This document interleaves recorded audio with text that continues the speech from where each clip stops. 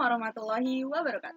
Perkenalkan, nama saya Nurul Fitri Fatia. Saya adalah peserta Laksar Pemprov DKI Jakarta angkatan 93 dan kelompok 4. Nah, pada video kali ini saya akan membicarakan tentang learning journal di agenda 2, yaitu nilai-nilai dasar PNS. Nah, buat agenda 2 kali ini, saya ditutori oleh Ibu Elva Simanjuntak. Buat lebih jauh, kita bakal ngebahas tentang apa aja sih yang udah saya rasakan atau saya pelajari di agenda ini. Yang pertama, kalau misalnya denger nilai-nilai dasar PNS, kalian tuh bakal denger yang namanya aneka. Apa sih itu aneka? Kita bakal bahas satu-satu ya. Kita mulai dari A dulu, yaitu akuntabilitas. Nah, kalau kata kunci dari akuntabilitas adalah pertanggungjawaban laporan terhadap kewajiban kepada atasan. Jadi, kalau misalnya kata kunci yang kita ingat banget itu pertanggungjawaban atas kewajiban. Nah, buat indikatornya itu ada 9. Kita bisa singkat jadi DILAN, jelasin transparansi Bank Tim Cagu, yaitu keadilan, kejelasan, integritas, transparansi, konsistensi, keseimbangan, kepemimpinan, kepercayaan, dan yang terakhir adalah tanggung jawab. Nah, selanjutnya kita lanjut ke huruf selanjutnya, yaitu huruf N, nasionalis. Kalau misalnya ngomongin nasionalisme, itu ada kaitannya sama wawasan Nusantara dan persiapan bela negara di Agenda 1 ya. Itu berkaitan sama Pancasila. Nah, jadi nasionalisme itu berkaitan sama bagaimana sih kita ngamalin sila-sila yang ada di Pancasila. Itu ada 5 sila itu. Sila pertama, sila kedua, sila ketiga, sila keempat, dan sila kelima. Nah, kalau misalnya kita mau bahas tentang Pancasila dan sila-sila itu, kita bisa loh bikin kata kuncinya. Yang pertama, sila pertama, itu berkaitan dengan pengakuan dan keyakinan bangsa terhadap adanya Tuhan dan sebagai penguatan bahwa kita adalah bangsa yang berketuhanan. Yang sila kedua itu berkaitan dengan kesadaran bersikap dan berperilaku sesuai dengan nilai moral dalam hidup bersama dengan dasar tuntunan hati nurani. Nah, buat sila ketiga itu adalah pengakuan keberagaman yang dimiliki bangsa Indonesia atau kita sebut juga kayak Persatuan Indonesia itu. Nah, serta usaha yang ke arah satu, yaitu kedaulatan negara Republik Indonesia.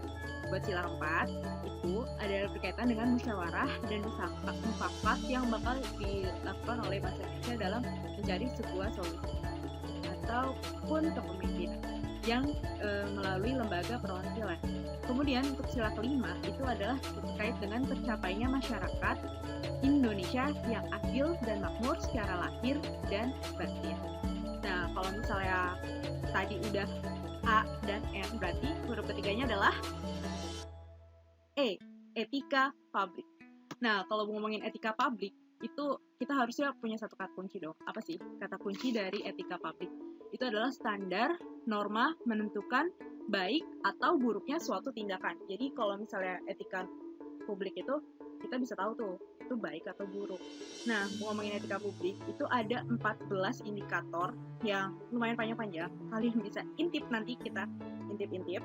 Itu di pasal 4 Undang-Undang nomor 5 tahun 2014. Cek ya. Atau bisa baca nih, gak aku baca satu.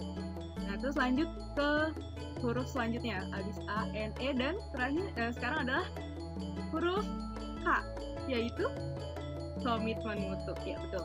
Nah, buat komitmen mutu, ini ada 7 indikator, guys. Nah, 7 indikatornya itu bisa kita singkat, yaitu EF, mari baikkan. Nah, EF-nya itu apa? Yaitu efisien, efektif. Buat MARI-nya itu singkatan dari 4, yaitu mutu. Yang kedua, adaptif. Yang ketiga, R-nya responsif. I-nya adalah inovatif. Dan baikannya adalah perbaikan. Jadi, itu adalah kata kuncinya. EF, mari baikkan.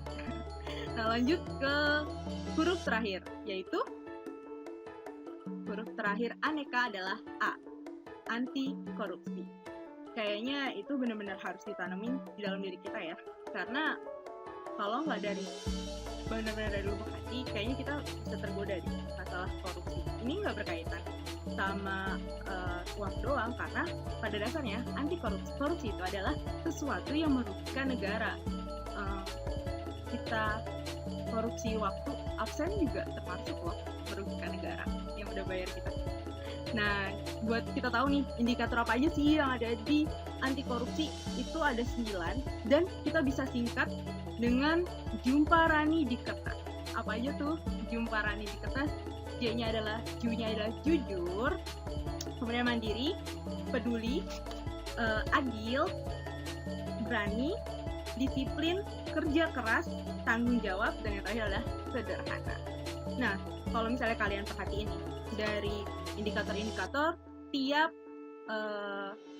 nilai itu punya ada yang sama gitu, ya nggak sih? Contohnya itu adalah tanggung jawab. Nah, indikator tanggung jawab itu ada loh di 2 tempat, yaitu di akuntabilitas dan juga ada di anti korupsi. Nah, apa dan bagaimana kita bisa ngebedain tanggung jawab versi akuntabilitas dan tanggung jawab versi dari anti korupsi? Nah, buat kita tahu dan membedakan kedua hal itu dalam penerapannya, kita bisa lihat dulu dari konteks dan tujuannya. Kalau misalnya akuntabilitas konteksnya adalah pertanggungjawaban dari amanah, nah kalau misalnya anti korupsi berarti kita adalah bertanggung jawab untuk tidak merugikan negara. Dan buat tujuannya juga itu bakal kelihatan bedanya. Misalnya kita ngebahas tentang pelaksanaan kegiatan festival.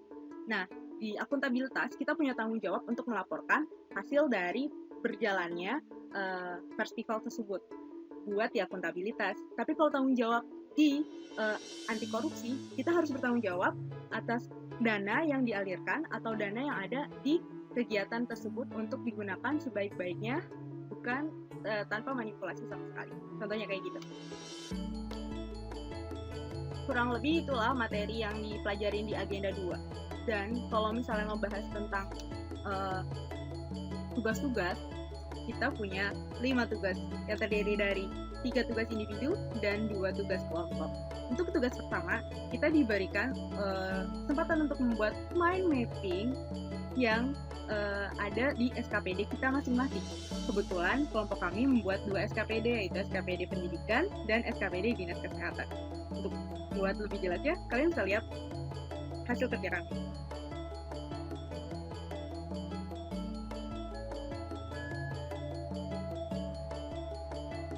Nah, tugas kedua itu adalah analisis nilai-nilai PNS dari tayangan video yang berjudul Arisan. Itu tugas individu. Tugas yang ketiga itu berkaitan membuat narasi dan video yang berkaitan dengan penerapan nilai-nilai dasar PNS. Dan ini seru banget karena kita ngerjainnya 2 hari. Itu kerja sama tim kita tuh terbangun banget dan berhasil banget nih kerja kelompoknya. Nah, buat tugas keempat itu kita membahas tentang mendapatkan tugas perancangan penerapan nilai-nilai dasar PNS yang berdasarkan fungsi atau tugas dan fungsi yang kita pilih. Nah, untuk tugas yang keempat dan kelima ini tugas individu. Nah, buat tugas kelima ini yang lagi kalian tonton guys, yaitu learning journal. Menurut aku pembelajarannya itu sangat mengasihkan. Dan buat Bu Elva, sebelum saya tutup videonya, kami dari kelompok 4 punya ucapan khusus buat ibu.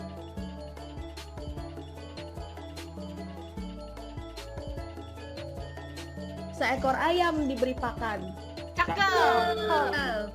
Sampingnya burung cendrawasih. Cakep.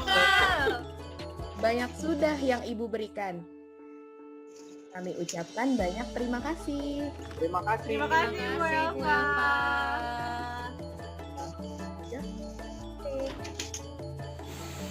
Sekian learning journal dari saya. Terima kasih sudah menonton. Assalamualaikum warahmatullahi wabarakatuh.